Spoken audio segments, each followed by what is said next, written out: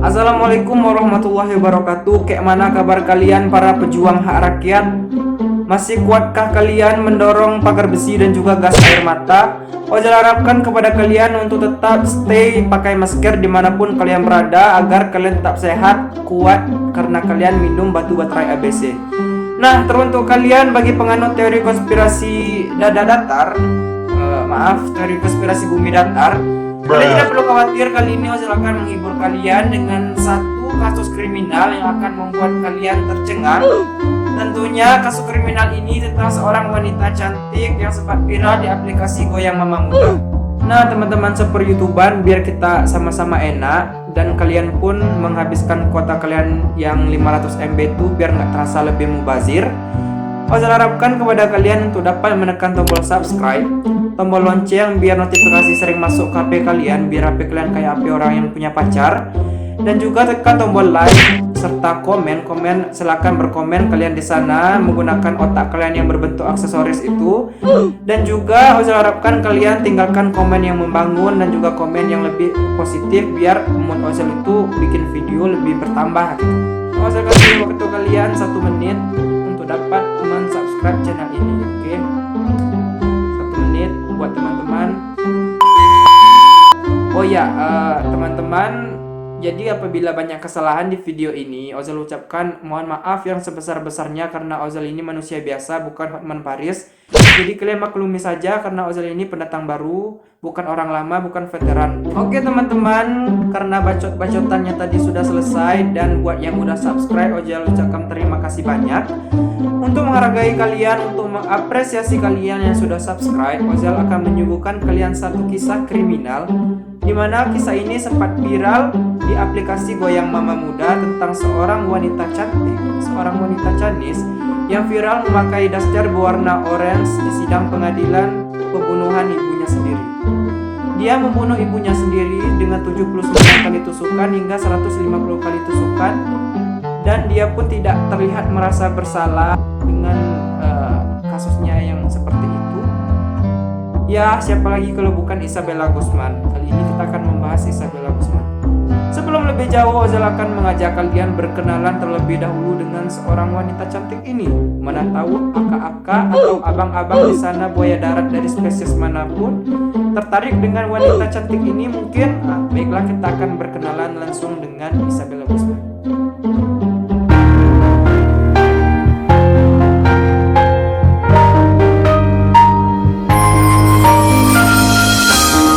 Putih bersih berseri, aroma yang memikat, bahan yang serbaguna, tepung beras sostek.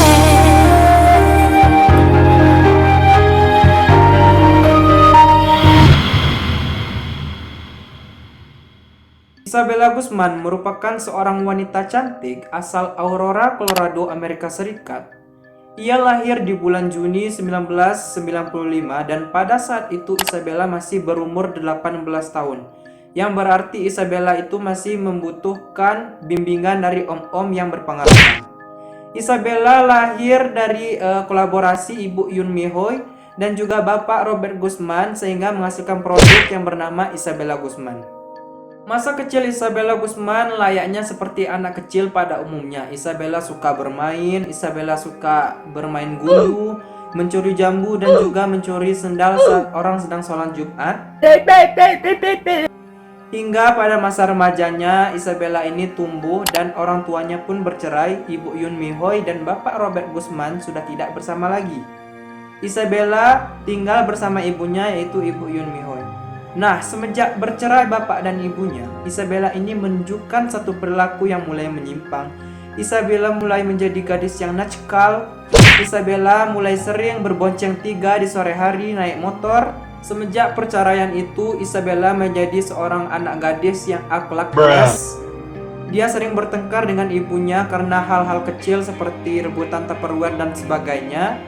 Akan tetapi pada saat itu, Isabella ini masih mau mendengarkan kata-kata dari bapaknya, yaitu Robert Guzman. Apabila bapaknya Robert Guzman menegur dia, misalnya, "Nak, kau tidak boleh seperti itu kepada mamamu. Nah, Isabella tuh masih mendengarkan kata-kata dari Bapak Robert Guzman. Nah, tidak lama setelah itu, karena Ibu Yun Mihoi ini susuknya susuk premium, jadi Ibu Yun Mihoi ini lebih dulu menemukan pengganti dari Bapak Robert Guzman. Ibu Yun Mihoi menikah lagi dengan seorang pria bernama Rian Hoi, dan mereka pun menikah sehingga Isabella tinggal bersama ayah tirinya dalam satu rumah. Buat teman-teman apabila menemukan sedikit suara-suara gaib yang berupa suara kokokan ayam, anggap saja itu sebuah back sound atau buat sebuah sound effect di video ini karena Ozel filmingnya itu pagi-pagi, jadi mohon maaf dan maklumi kami orang kampung yang kamera HP-nya masih belum 3 berjajar bulat-bulat. Minta dimaklumi ya teman-teman. Nah, teman-teman Ozel yang akhlakles semuanya, berhubung kalian sudah selesai sesi kenal-kenalan dengan Isabella Guzman, kali ini Ozel akan mengajak kalian tur melihat bagaimana kronologi Isabella menggorok leher mamanya sendiri, yaitu Ibu Yun Mihoi. Oke, kita langsung OTW ke TKP.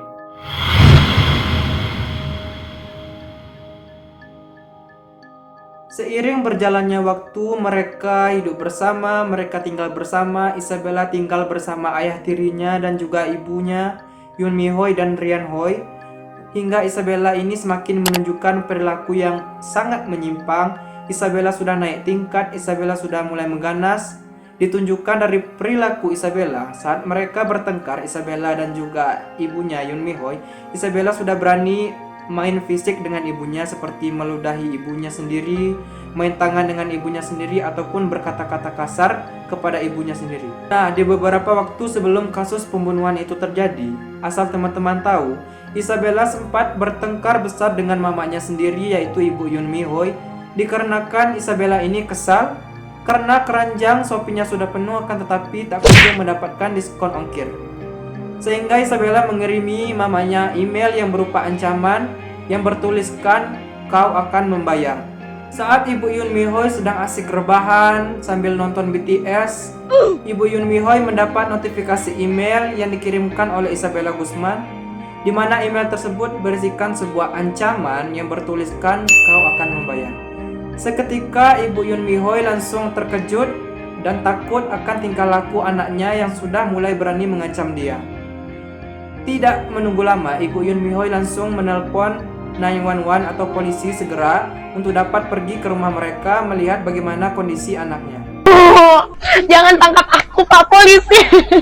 Bapak polisi Indosiar yang sudah ditelepon oleh Ibu Yun Mihoi tadi pun datang dan memediasi antara Isabella dan juga mamanya Yun Mihoi.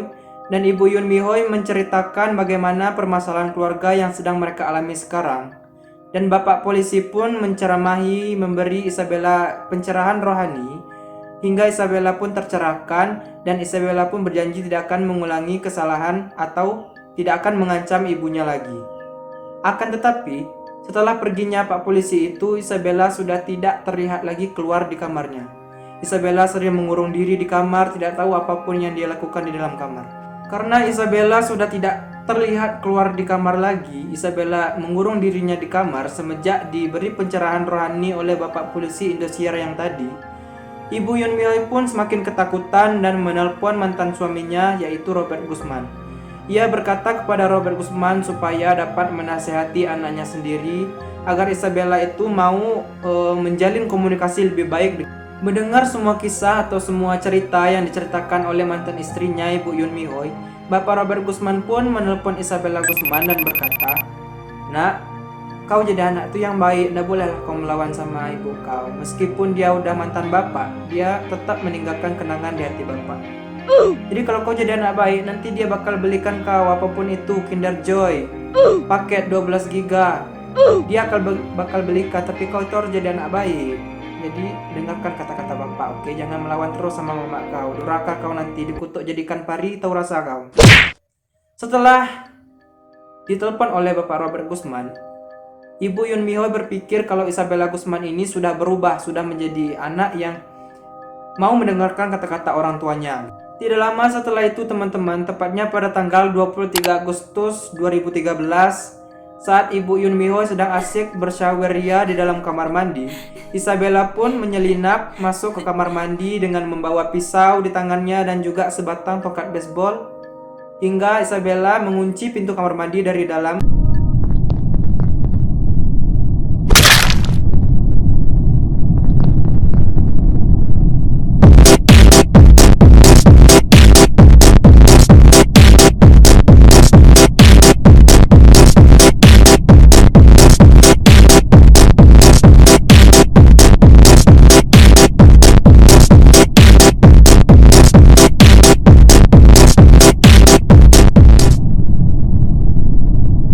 Saat sedang serius mencari siapa impostornya, Rian dikejutkan dengan suara dentuman keras yang berasal dari lantai 2 rumahnya, tepatnya di dalam kamar mandi. Rian pun langsung bersigap dan mengecek apa yang terjadi di kamar mandi tersebut.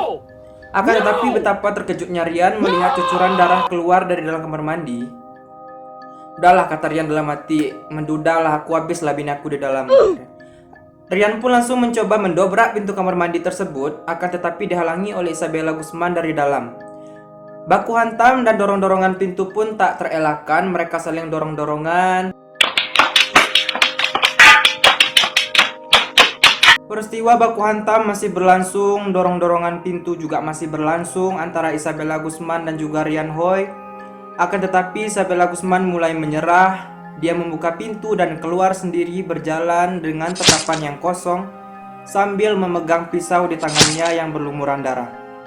Rian Hoi yang terkejut seketika saat itu, dia langsung mengecek istrinya dan melihat istrinya sudah terbaring dan dengan wajah yang sudah tidak dapat dikenali lagi karena digorok oleh Isabella Guzman. Rian Hoi langsung memanggil Pak Polisi untuk dapat mengecek atau langsung dapat mengotopsi istrinya tersebut. Setelah selang waktu selama 2 jam, Pak Polisi Indosiar tadi pun sudah sampai di TKP kejadian. Pak Polisi langsung mengecek keadaan rumah dari Rian Hoi dan juga Yoon Mi Hoi. Dan mereka langsung mengirim jenazahnya Yoon Mi Hoi ke tempat otopsi jenazah. Hingga jenazahnya Yoon Mi Hoi ini dinyatakan meninggal di tempat pada pukul 22:28 waktu setempat. Setelah digeledah lagi oleh Pak Polisi, mereka tidak menemukan jejak dari Isabella Guzman. Dengan pakaian yang masih kotor dan berlumuran darah, Isabella Guzman ini kabur dan sempat membersihkan dirinya di toilet Alfamart terdekat. Kita sebut saja nama pemiliknya itu Pak Junaidi. Jadi Pak Junaidi ini sempat menanyai Isabella, "Dek, kau ini dari mana? Open BO di mana? Kok pakaian kau ini penuh dengan bercak darah?" Alih-alih jujur menjawab, Isabella ini pun menipu atau membohongi Bapak Junaidi tadi dengan berkata kalau dia itu merupakan korban dari pemerkosaan gelandangan-gelandangan dekat Alfamartnya Bapak Junaidi. Karena Isabella ini cantik, jadi Isabella ini berhasil menipu Bapak Junaidi tadi. Bapak Junaidi pun merasa kalau Isabella itu mungkin juga ya anak ini korban pemerkosaan karena dia itu cantik. Nah, berhasillah Isabella kabur kan. Nah, berhasillah itu si Isabella menipu Bapak Junaidi yang punya Alfamart tadi. Tapi tidak berhenti di sana. Setelah 16 jam kemudian, Pak Polisi berhasil melacak keberadaan Isabella Guzman, yaitu tepatnya berada di parkiran salah satu market juga, minimarket juga. Mereka langsung menghampiri Isabella Guzman di sana dan membawa kartu identitas dan menanyai Isabella Guzman. "Dek, ini kau kan? Kau kan, janganlah kau bohong, ini kau kan?" Apa yang dibilang Isabella Guzman? "Oh bukan Pak, itu bukan aku Pak, itu orang yang mirip sama aku ini memang terkenal." "Masa iya orang terkenal nggak ada orang yang mirip?" kata Isabella Guzman. Tetapi karena Pak Polisi ini pintar, udah lama dia berkecimpung di dunia sinetron Azab Indosiar, jadi tidak mudah percaya dan mereka pun meringkus Isabella Guzman langsung di sana. Nah teman-teman, di persidangan ini merupakan puncak viralnya Isabella Guzman, di mana Isabella Guzman tersenyum ke kamera seolah-olah tidak memiliki rasa bersalah apapun yang telah dia lakukan kepada mamanya. Sehingga hakim pun bilang kalau Isabella Guzman ini merupakan anak yang aktif ya bun. Jadi Isabella Guzman ini tidak menunjukkan sisi-sisi kalau dia itu menyesali apa yang telah dia perbuat. Sehingga mereka, para hakim memutuskan untuk mengirim Isabella Guzman ke rumah sakit kejiwaan atau rumah sakit kesehatan mental supaya Isabella Guzman ini dapat dicek mentalnya apakah dia melakukan pembunuhan itu secara sadar ataupun tidak. Nah, buat teman-temanku yang ikan, asalkan kalian tahu hasil dari pemeriksaan diagnosis mental Isabella Guzman menunjukkan bahwa Isabella Guzman ini mengidap yang namanya skizofrenia paranoid. Skizofrenia paranoid yaitu merupakan penyakit mental yang membuat seorang tidak bisa membedakan yang mana yang asli dan yang mana dunia halusinasinya.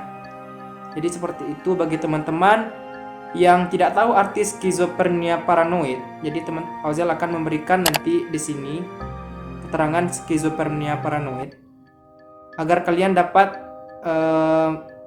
belajar sehingga kalian itu bodohnya tidak berjamaah kayak Ozel. Ada juga fakta yang mengatakan kalau Isabella Guzman menggorok mamanya sendiri di lantaran dia menerima bisikan dari roh-roh halus, genderuwo, jin ifrit yang mengatakan kalau setelah Isabella Guzman menggorok mamanya sendiri, Isabella Guzman telah menyelamatkan dunia. Akan tetapi itu tidak benar, sama sekali tidak benar, karena itu merupakan delusi dari Isabella Guzman itu sendiri.